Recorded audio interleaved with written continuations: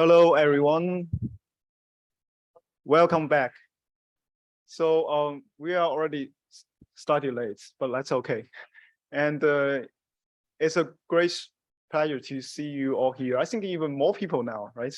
Maybe that's due to the rail station like strike or something. But anyway, so good to see you. So it's the beginning for our session 2, the oral session 2, will be chaired by Yuemin Jing from UCL. And please, I will hand over to you and you can introduce to our first speaker. Okay. Welcome to the oral session 2, neural imaging, image registration and reconstruction. So I would like to first invite speaker Zheng Jianqing from University of Oxford. He will talk about his research on recursive deformable image registration network with mutual attention. Let's welcome the speaker. Thank you for the introduction. Good morning, everyone. My name is Jianqing Zheng. I'm the third year PhD student at the University of Oxford, and I'm supervised by Professor Bertie Puppet and Professor Tony Vincent. Today's presentation, I would like to introduce our recent work on image registration using the recursive structure with mutual attention mechanism. So basically, image registration is to estimate the displacement field from the source image to the target image. And to be general, the deformable image registration is to estimate the dense displacement field, which it can be utilized for many tasks, such as the intra-subject registration for multiple time points could be used for the longitudinal study, or we can use the multi-modality registration for the image fusion. And the conventional method for image registration is usually utilize iterative algorithm. It first initializes the displacement field by the registration model and use the displacement field to resample the source image to estimate the target image. So the estimated target image will be compared with the real target image based on the similarity loss function. And the gradient of the loss function will be passed back to the registration model to update the parameters, and then also update the displacement field. This process will be repeated for multiple times until the loss function converges or it reaches the maximum iteration number. However, usually the conventional registration, the inference performance could limit it due to the highly dimensional and the non-convex problem, resulting in the slow registration. So recently, the deep learning registration method is utilized the neural network to regress the displacement field with iterative training, but it can implement the real-time inference. For the deep learning registration, the computational performance could benefit from the large amount of the paired or unpaired image, and the deep learning image registration could be affected by the network architecture. The voxomorph is the early work on deep learning registration. It utilizes a convolutional network, which we call the UNet structure, to regress the displacement field with the concatenated to the source image and target image. It contains one attempt prediction on the image registration, so we call it direct registration. And on the other hand, the multi-stage registration provides a cross-to-fine estimation on the image registration.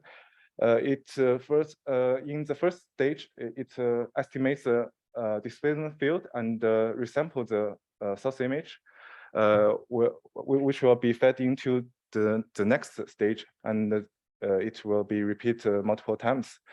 The previous works, composite net and the DIR net, trained multiple subnet to estimate the displacement field from coarse to fine.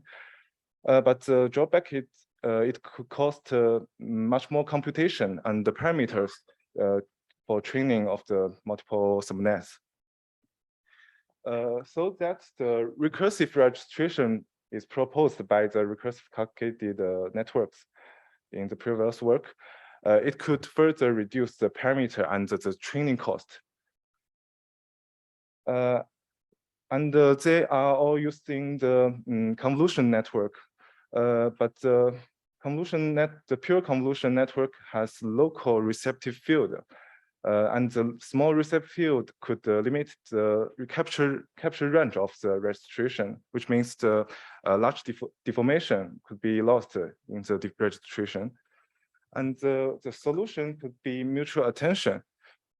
The mutual attention mechanism could score the correspondence between each pair of voxel from between the two images, which is also applied in previous work. And the attention layer could achieve the global receptive field and thus capture the whole image range of deformation. So in our work, we designed a new network architecture. We call it a recursive mutual attention network.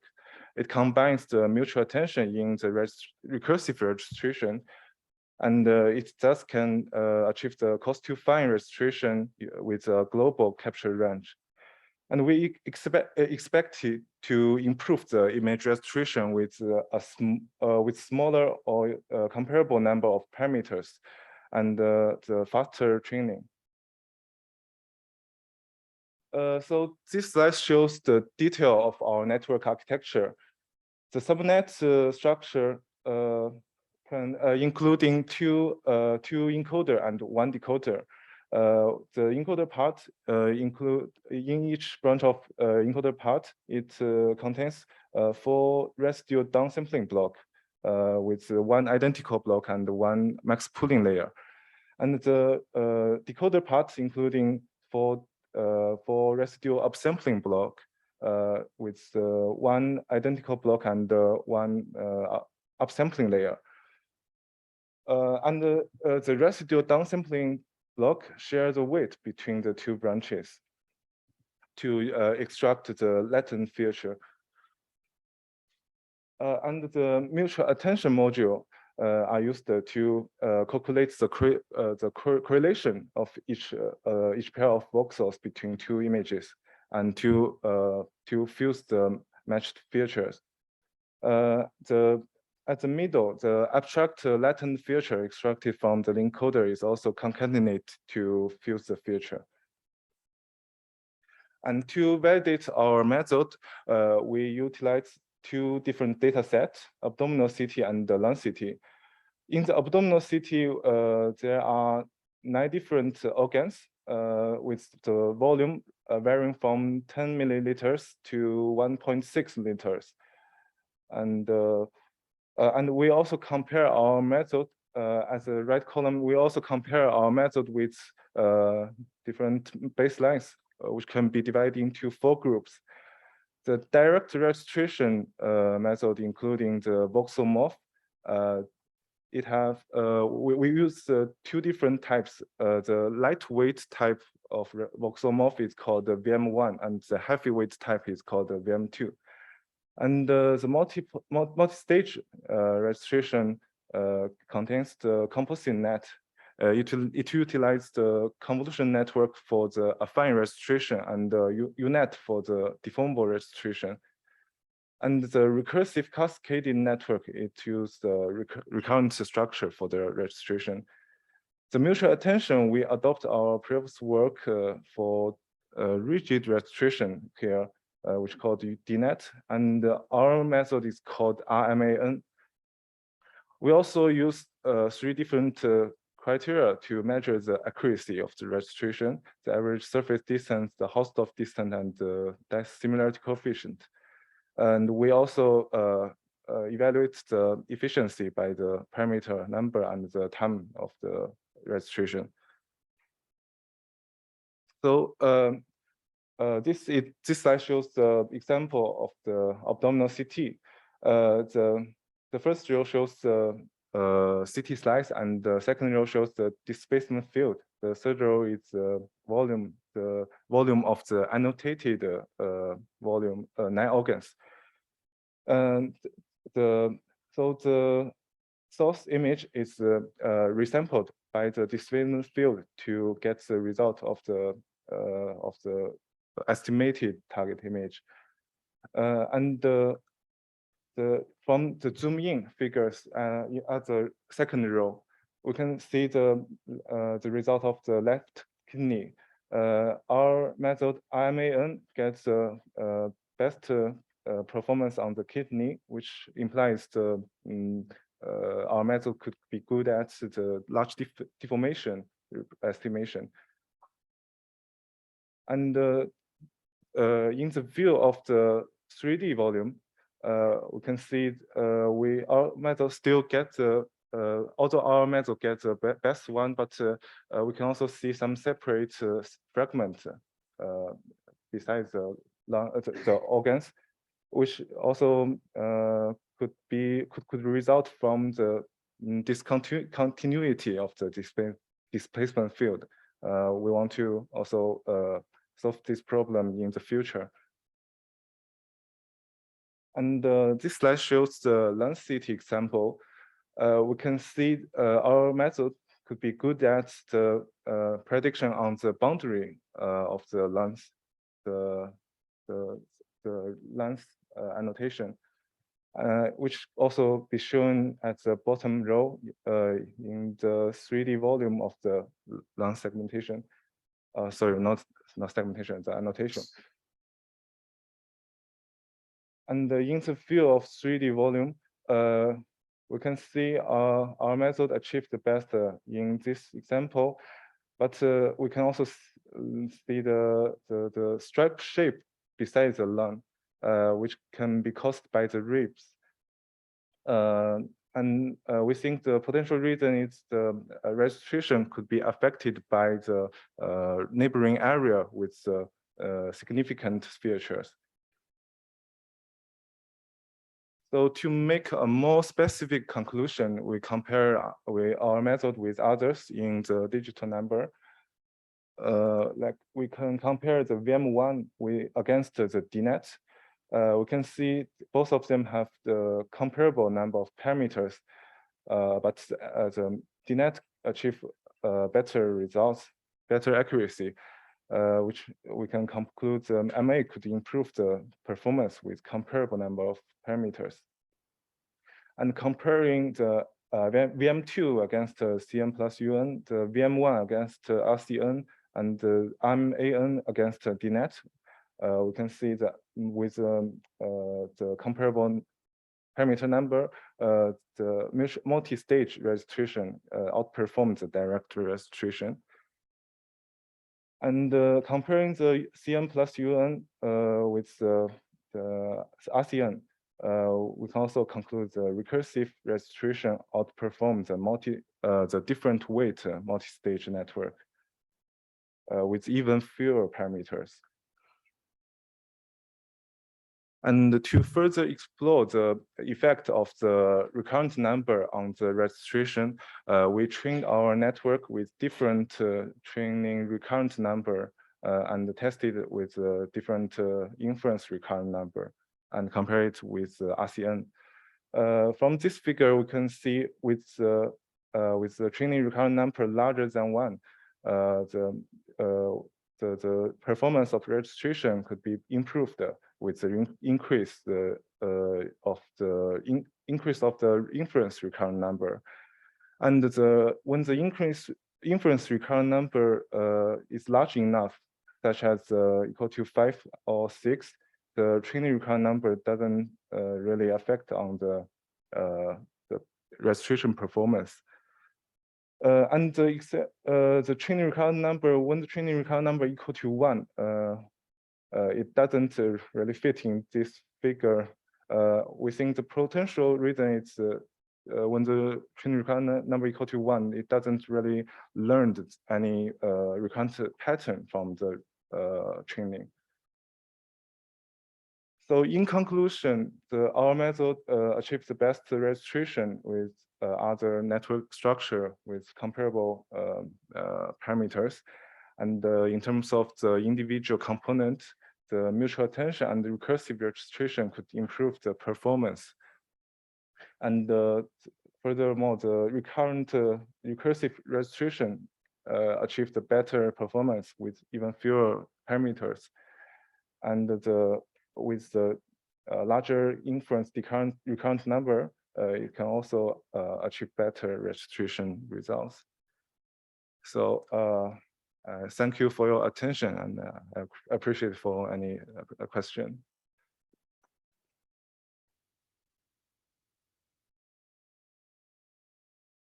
Okay, thank you for the great presentation. Any questions from the audience?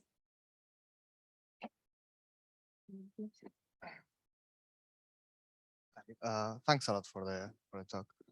So I don't have a lot of experience with this, so sorry if the question is not too simple. But in some applications like motion compensation in reconstruction, you do want vector fields that are, you want the, from one image to the other, and you want an inverse that is, an inverse map that is really, you want a diffeomorphism, right? So you want a map from one image to the other, and the opposite way to be exact, to be the identity. Yeah. So do these kind of methods produce these kind of maps, or will there be a difference if?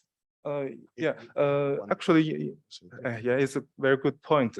In many cases of the registration, we also focus on the deformism of the mappings. However, I want to also highlight, because this data set is quite different, because it's including 9 different organs, and there could be also some sliding motion and other motion doesn't fit the deformism between them. Yeah.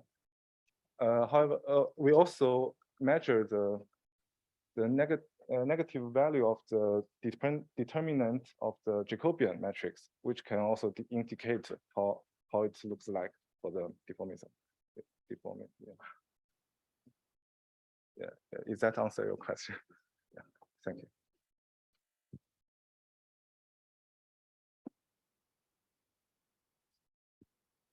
Thanks for the talk. I just have one question, and probably relates to the previous one. So we know the deformation field, which takes the input as the fixed template and go through the deformation and generate the target. Yeah. And if we do the inverse, the step of this, we can take the negative of the deformation, input the target, and we can recover the fixed template. So I was wondering whether your recursive steps, the number of this, will also influences the inverse step, which relates to the quality of generating the fixed template. Whether you get my question. Sorry, can you repeat the final sentence? So I was wondering, you put a lot of the recurrent steps in your, like, the forward process. I was wondering whether these numbers of the recurrence will also influence the inverse step, which means we take the target as input and recover the fixed template. Yeah, thank you. It's also a very good question. I would like to point out, our recurrent registration is to iteratively estimate the displacement field instead of iteratively resample the image. So it doesn't result in the loss of the image. Does it answer your question? Yeah, cool. Okay, if there are no other questions, let's thank for the speaker again. Yeah.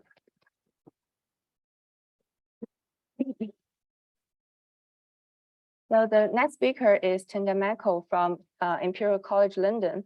He will talk about the faster diffusion cardiac MRI with deep learning based breath hold reduction.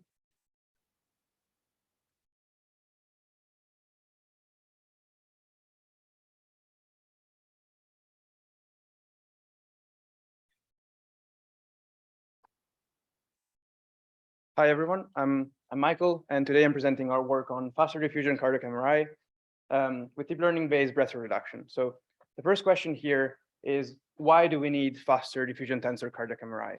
Right. So the whole point of this work is to make it faster, but the question is why? Why do we need it? So diffusion tensor cardiac magnetic resonance, or DTCMR, is an imaging modality that allows us to visualize and probe and quantify the microstructure of the heart in vivo in a way that no other imaging modality allows. So there are other imaging modalities that do similar things, but they're either invasive or they require some contrast agent, which is often a problem for many patients, and it cannot be done very often. For example, late gadolinium is a problem because it cannot be done more than once every few weeks. This imaging modality gives us information that we can use for many applications. So it can be used for diagnosing many pathologies, prognosis as in risk stratification. So for example, in dilated cardiomyopathies or hypertrophic cardiomyopathies, they can give us information on the state of the disease and how the progression is, whether it's improving or not. And this is all done non-invasively, so it can be done every week, for example, and you can have very fine-grained time resolution on whether the pathology is improving or not. The main issue with the TCMR is that right now it's extremely slow, and it takes about 2 hours for a full acquisition, which is of course clinically infeasible. If we imagine the state of the NHS right now, and imagine using an MRI scanner for 2 hours in a row, that's just not feasible at the moment. And this is what is preventing the TCMR from being used in a clinical setting in clinical practice. So first of all, let's go through how we acquire TCMR acquisition and how we plan to make it faster, and then we'll see what the results are. So in the TCMR acquisition, because it's a very low SNR technique, we need to acquire several repetitions of every image. And then by averaging these repetitions, we can boost the SNR and get better images out of it. And then based on these images, we can acquire them using different parameters, different fusion directions, different B values, and so on. And we can compute this T matrix, which is essentially a representation of the shape of the cardiomyocytes, so the muscle of the heart within the tissue. And then based on this D matrix, you can then compute these DTI maps that are essentially a more human readable form to visualize the 3D tensors, to these 3D cardiac muscles. So for example, if you look at the maps there, this is on an ex vivo case, and we can see, for example, the top left one is mean diffusivity, which represents how much on average water diffuses within the cardiac muscle in every voxel. So how do we plan to make it faster? So as a starter, I said that we need to acquire several repetitions to make to boost the SNR and to reduce the noise and to reduce motion-related artifacts. So one way we can attack this problem is by reducing the number of repetitions. If we reduce the number of repetitions, of course, because we have lower SNR, the noise increases. And if you compute this D matrix, you can get noisy 3D representation of the muscle. And then because it's the D matrix is noisy, then the diffusion maps, the DTI maps are also very noisy. And we lose a lot of useful clinical information. So if we compare the maps from this slide to this slide, and look at the top right one, that's because it's very easy to understand what's going on. We can see that we lose a lot of useful information, and we lose potentially we lose a lot of clinical markers that can be used for diagnosing pathologies. So the goal, what we want to do here is that we still want to use fewer repetitions, but we want to add a deep learning model to this pipeline. At the bottom left, I can't point, I think. At the bottom left, we want to add a deep learning model to this pipeline. And we want to make sure that when we compute this D matrix, somehow it's a denoise D matrix. So we boost the SNR, increase the signal to noise ratio. And finally, we want at the end denoise DTI maps to look the same as the one we had with more repetitions. So there have been previous approaches on this topic. We're not the first doing this. And let's look at what's going on in this slide. So on the left, we acquire reduced repetition data. Then we average it to increase SNR, but because it was reduced repetition, it's still low SNR images. And then in previous approaches, this is by Phipps et al. What we see is that they then use a deep learning model to denoise the images. And based on the denoised images, they then use a least square approximation, least square fitting to compute these denoised tensors. And then from the denoised tensors, they compute these denoised DTI maps. Another approach by Ferrer et al. in our lab did something similar, but not quite. So we again acquired reduced repetition data. We averaged again, but at this time they use a deep learning model to both compute the tensors. So in this step, we don't denoise anything. Essentially, what we do is that we go from lowest in our images to denoise tensors. So here the model is doing two things at once. It's both denoising the tensors and computing the tensors at the same time. And it is great. The model worked really well. And then again, from these denoised tensors, we can compute the denoised DTI maps. Our approach is slightly different again, but we'll see why it's we think it's better. And I mean, performance-wise, it is better. So again, we start reduced repetition data. We then average them. And here is the part where it's different. So we compute noisy tensors. So we let with the least square fitting. So we essentially let it fail. We let the least square compute noisy tensors, which is not what we wanted at the start. And then we use a model to denoise the tensors. So this is essentially a denoising task in tensor space rather than image space. And here the model is only doing denoising. It's not doing tensor computation anymore. That step is taken care of before. And then based on these denoised tensors, again, we compute this denoised DTI maps. So why do we believe this works better than alternatives? So first of all, being a pure denoising task, we can use the extensive literature on image denoising. And this allows us to build a better model compared to a simple unit that was used in the past. So in this specific work, we use a U-former-based ensemble of GAN models. That seems like a lot, but so a U-former is a vision transformer model that was developed for segmentation, but can be used for image restoration as well. And we use it as a generator for a GAN model that was trained using the vast extent GAN loss and a patch GAN discriminator. And then we assemble several of these models by taking just the average of the prediction of the models.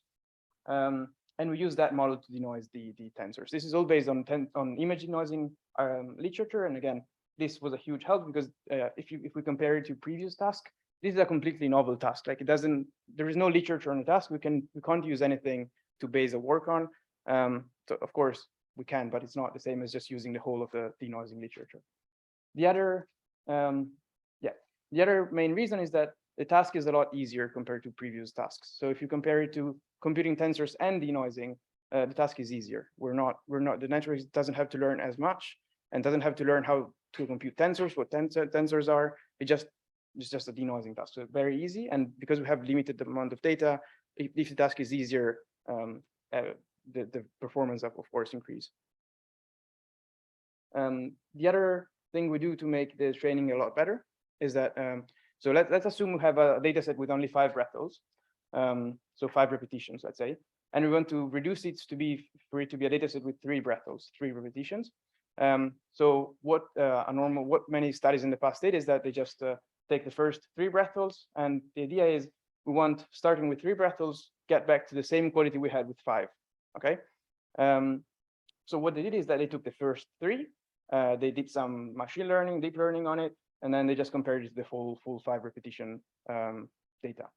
To do this, to simulate a prospective acquisition probably, they discarded the last 2 breathals. So essentially they threw away a lot of data because they only used the first 3 to simulate the acquisition. Meaning that in this case, we only throw away 3 out of 5 data points. But if we imagine in our specific case, we have 12 breathals on average for a patient, we throw away 9 breathals, which is a huge wastage of data. So what we do instead is that we just slide through the data and we make better use of the training data, but creating several data points using the same patient. So for example, in this case, we use the first to third data point, the first to third breathal as 1 data point, second to fourth as another data point, and third to fifth as another data point. And this, of course, creates a lot more training data for our model. In terms of testing, we still use this approach because it's way more realistic in terms of prospective acquisitions. In terms of result, we compare our model on 3 data sets.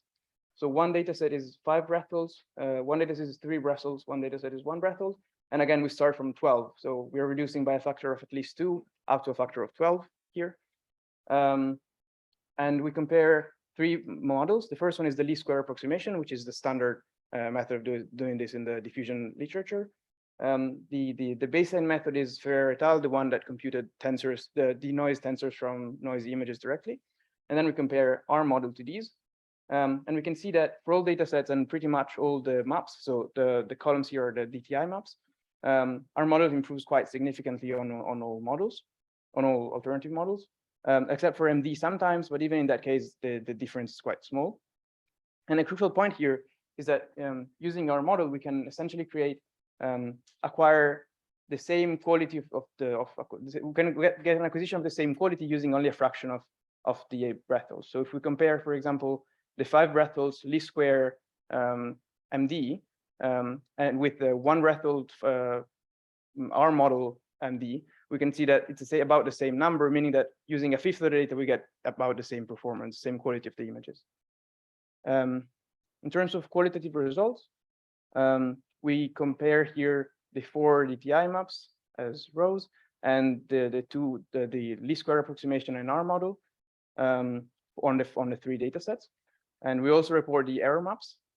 And we show that essentially on the standard method, as we decrease the number of breathals, the error increases quite a lot. So we can see that the error maps get brighter, and the actual maps are further and further from the real maps, from the target maps. While for our method, first of all, it doesn't decrease as much. So the error maps stay quite dark, if you want to look at it like that. And then we also see that the error in general is quite lower. For example, if you look at FA, which is quite crucial in many applications, it stays very low for all breathals. Yeah, thank you very much.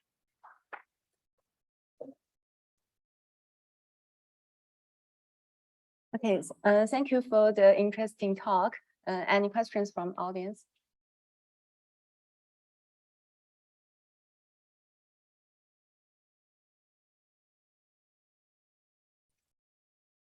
Thanks so much for the talk. I've got a couple of questions about actually kind of what the imaging means. So I was wondering, so you're measuring diffusion of water through cardiac myocytes. Yeah. So what does that actually tell you about what the heart is doing? So it's not telling us anything about what the heart is doing because it's one fixed point in time, but it's telling us more about, for example, if we take an acquisition at systole and one in diastole, we can see how, for example, the heart is contracting and whether it's contracting properly, whether it's decontracting properly, and so on. So, for example, in dilated cardiomyopathy, we see that it's not contracting as it's supposed to, for example, meaning that there is a problem because it's supposed to be contracting a lot more. Okay, so is the diffusion mainly to locate the cardiac muscle cells? To do what? To locate the cardiac muscle cells, or to say like if they're not really. Okay. It's more to see. So first of all, okay, so there are different ways we can use it. So if we imagine a myocardial infarction, for example, and we look at mean diffusivity, because the muscles are essentially dead, they tend to be more less organized, for example, and the mean diffusivity is higher because they just okay. Wait, let me rephrase the whole thing. There are different ways we can use the information. And it's not only to locate the muscles, but it's also because based on different maps and different pathologies, we can reconstruct what the problem is and where the problem is based on the 3D shape of the muscle. Okay, and then also with the tensor and then the image, yeah. What was the relationship between those two? So here, yeah, here? that one. Okay. Okay, so I can go through all the maps, but essentially they're just different ways of representing the 3 tensors in 2D in colors. So the top left is mean diffusivity, so how much water diffuses on average. Bottom left is fractional anisotropy, which is the level of organization within a tissue. So the more a cell is a tube, the higher the fractional anisotropy, and the more it's a sphere, the lower the anisotropy. The top right is helix angle, which is the angle of the muscle compared to the with the cardiac wall, left ventricle wall, sorry. And the bottom right one, I guess that needs a bit more discussion, but it's E2A, so second eigenvector angle, and it's a bit more. I think it's a bit hard to explain. I can do that later if you want. Sure, thank you. Okay, thank you. I think we can have one quick question. Okay. Hi, Michael. Thanks a lot. Very interesting work. How far is this from clinical application? In terms of timeline or applicability? Well, both. But in terms of timeline, we still have all the ethical approval and so on. So it's still going to be a long way probably. In terms of applicability of the method itself, so diffusion, there has been a lot of work in showing that it is a good predictor for many pathologies. And in theory, in clinical research, it can be used for a lot of things. In practice, we're very far from actually being able to use it, mostly because of the time, but not only because it's missing a lot of work on showing exactly how far it can be used and whether it's exactly a good predictor for many applications. Okay, thanks for the speaker again.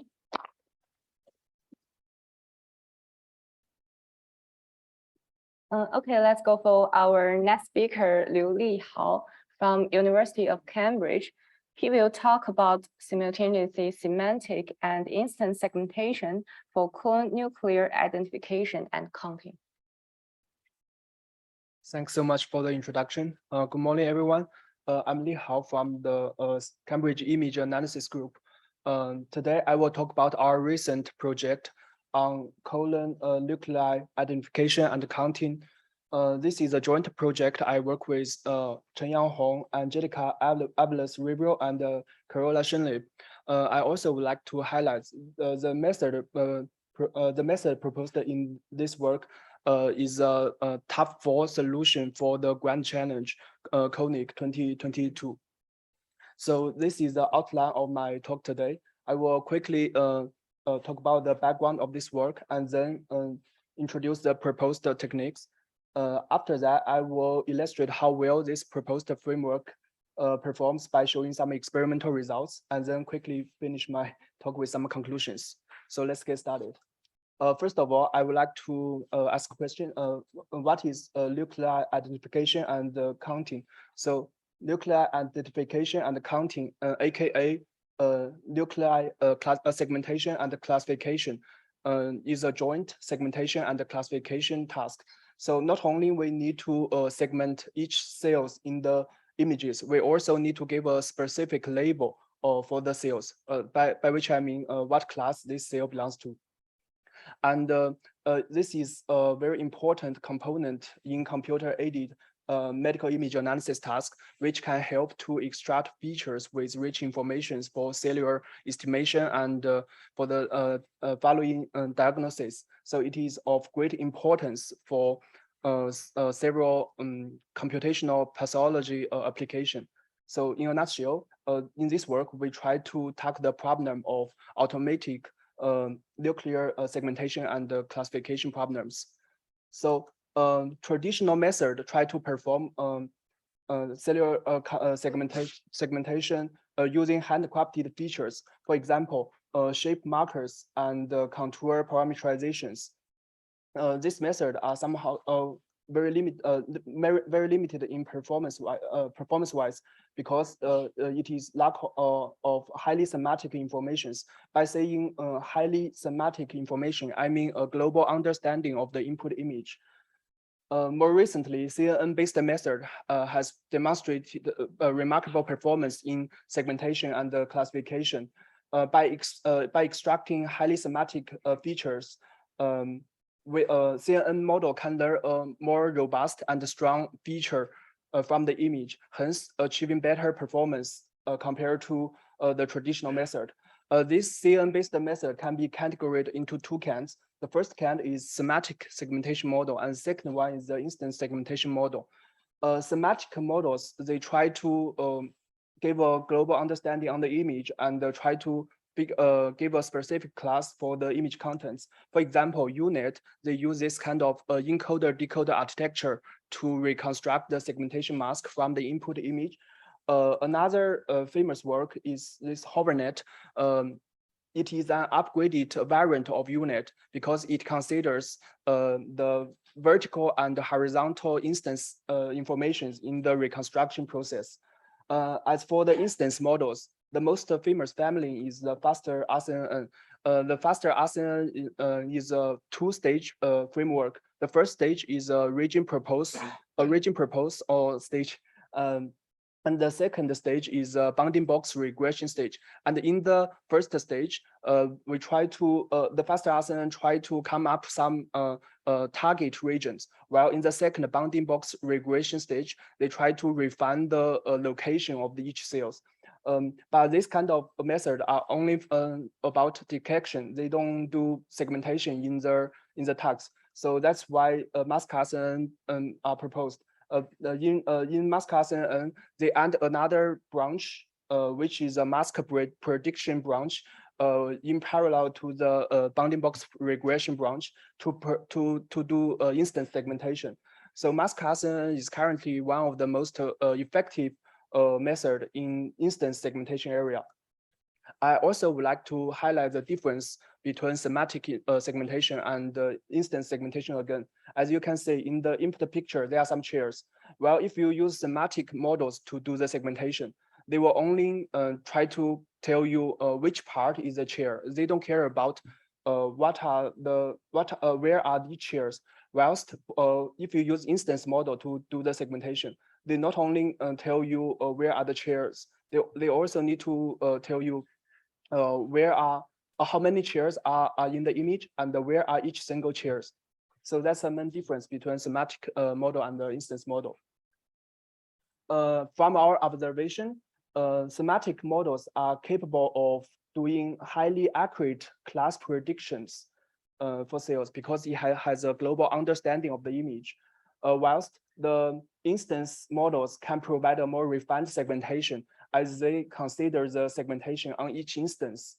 So motivated by the two advantages from these two models, we propose to integrate the advantage from both model, and then we proposed a simultaneously semantic and instance segmentation framework. So next, I will talk about some detail about the proposed techniques. The proposed techniques contains three parts. The first part is instance model. As you can see here, I use HoverNet as our backbone of the instance of the semantic model, and we input an image and output the instance map and the class map. I also would like to highlight here, I didn't do any modification on the HoverNet because when you are trying to do a challenge, it is not worthy to dramatically change the network architecture. So here I just use it directly as our backbone. And the second part is the instance model. We also try to use this instance model to predict the instance map and the class map. So here we use cascaded mask RNN, which is one kind of mask RNN, and it is a multi-stage detection framework. So it is very effective in detect small objects like cells. So that's why we use it. And then the third part is that we merge the instance map and the class map using the NMS module to obtain the final instance map and the final class map as our results. So here, the NMS is short for non-maximal separation algorithm. So how did this algorithm works?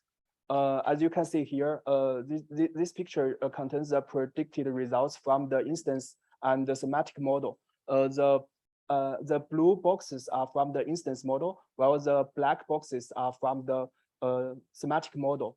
So NMS module try to find out the overlapped region using IOU threshold.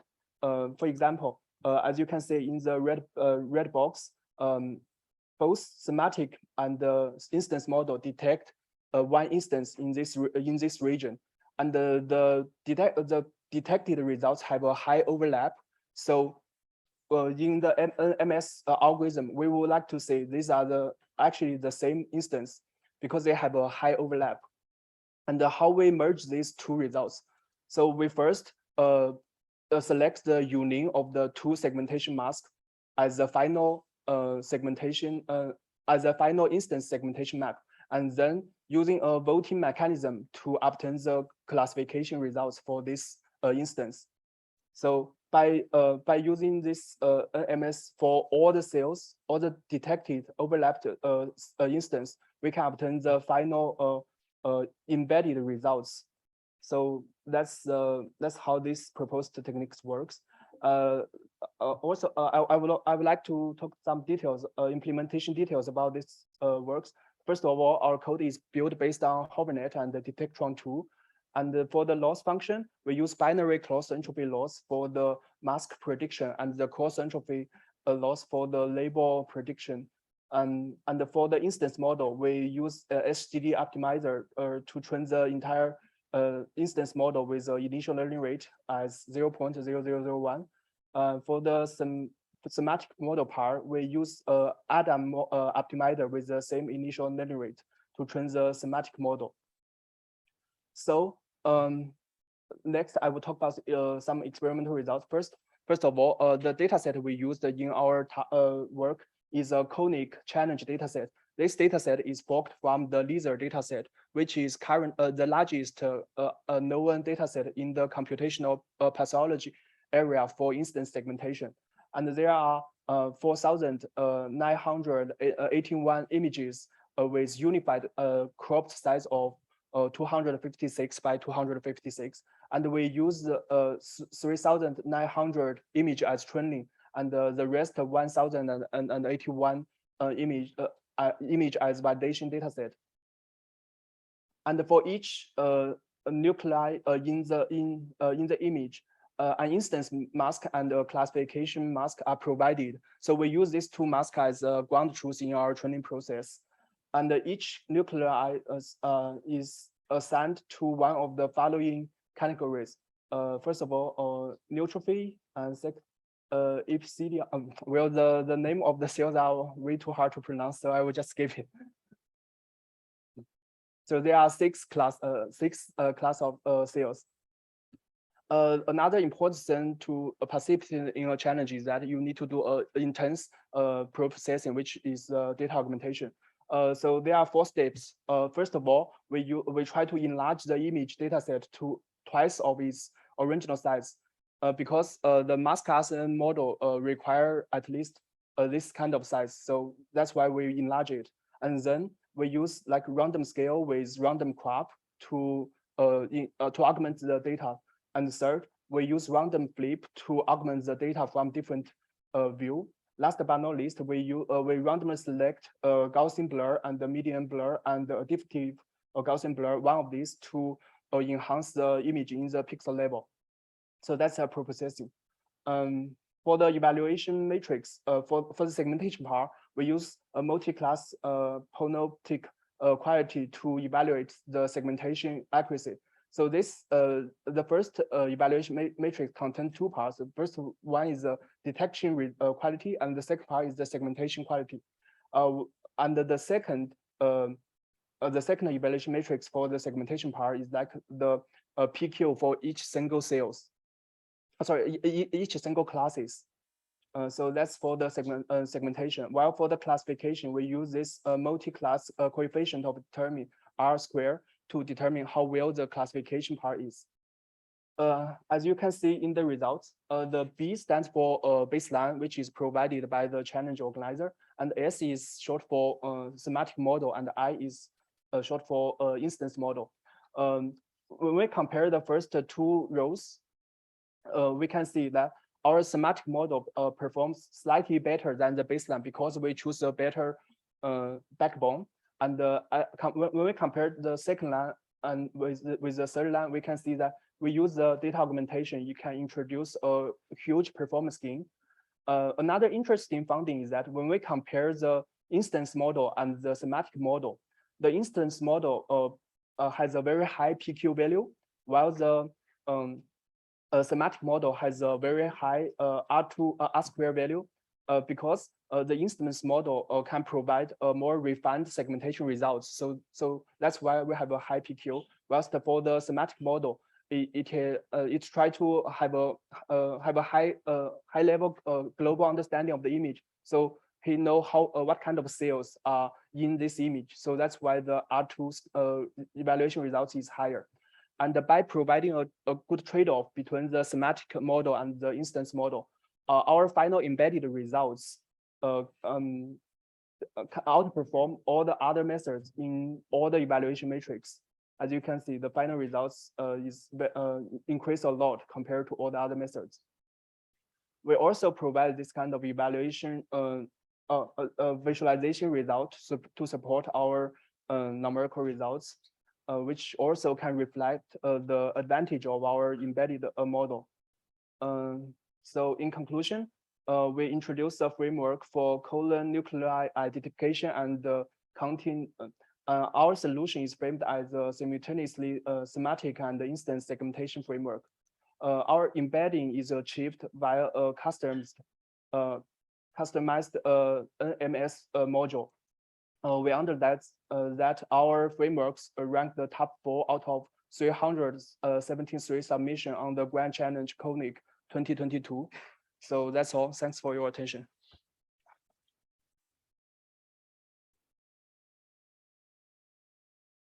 Okay, thank you for the great talk. Any questions from audience? Thank you for the talk. Can you elaborate a little bit about some classes on this dataset is highly imbalanced? Oh, yes. So what did you do with that? Well, actually, I spend a lot of time to try to solve this problem. For example, I try to use focal loss and try to add some weight to the cross entropy loss, but it didn't work that well. So for the final results, I didn't do anything about the data imbalance problem. So that's all. That's it. Okay. And my other question is on slide 7. You mentioned that you used HoverNet, which is a semantic segmentation, as you clearly mentioned, but you still get the instance map. Why do you get that? Yes, that's a very good question, because HoverNet is actually a semantic model. The output is actually only a class map. So the instance map is obtained from the class map using a post-processing, which is not a learning process. It's just a simple computer vision technique. Okay, thank you. Okay.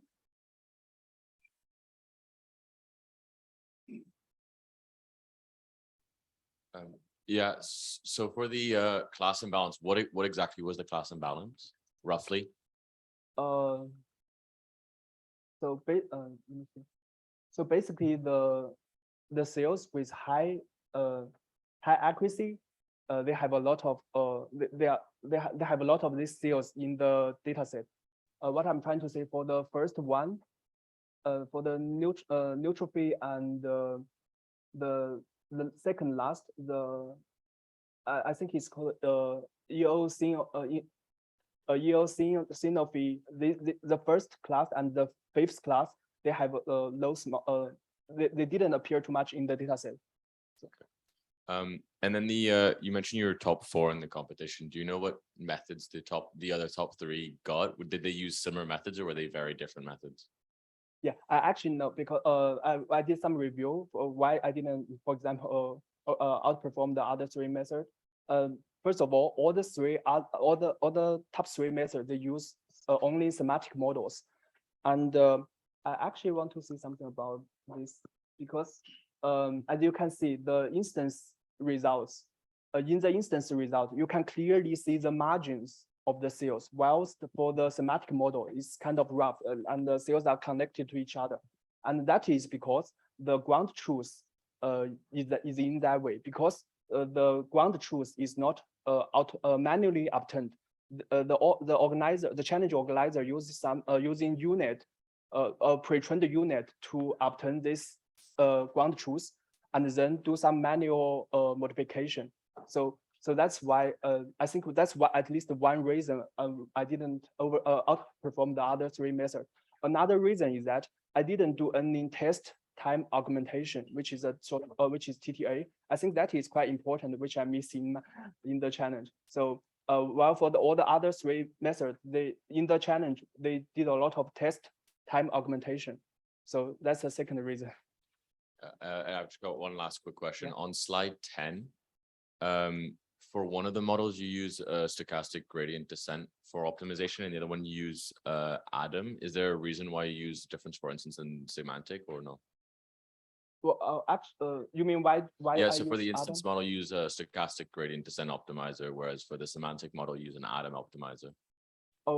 I didn't do too much hyperparameter searching, for example, changing the Adam to SGD, because the Adam is a default option in Detectron 2. So I just use it directly. Yeah, so, okay, cool, thank you. Okay, if there are no more questions, we will end this session. Let's thank for the speaker again and enjoy your lecture.